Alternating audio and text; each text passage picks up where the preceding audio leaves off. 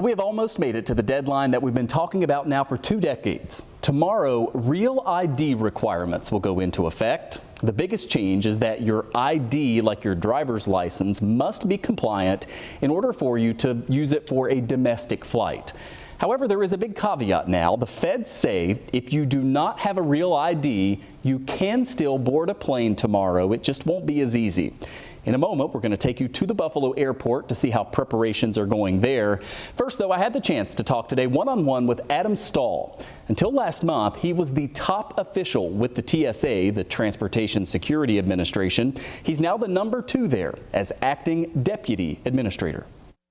Thanks so much for taking time to talk to us here. I think the latest percentage I saw is that some 81% of folks are now compliant with a real ID. It leaves about 1 in 5 who isn't. You're saying if those folks have booked a trip, maybe they even have an appointment at the DMV, but they haven't yet gotten that real ID, the best advice is get to the airport early because it's going to take a little longer?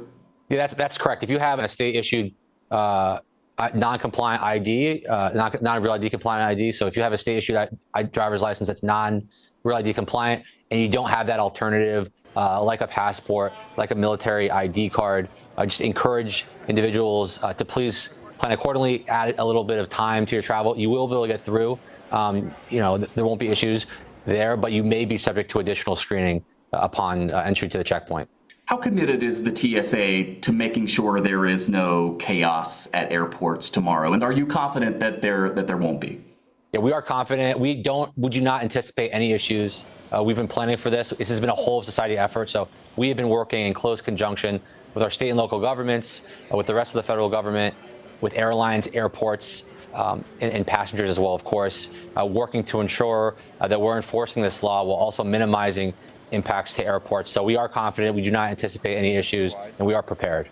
If you're among that small population that has not yet gotten a real ID, and the reason you haven't is because you don't have access to some of the documents that you need, your birth certificate or something else, what is the government doing to help those people come into compliance? So if folks have questions specifically about what documents are needed, whether they're copies or not copies, I would encourage individuals to go to tsa.gov or your local state DMVs.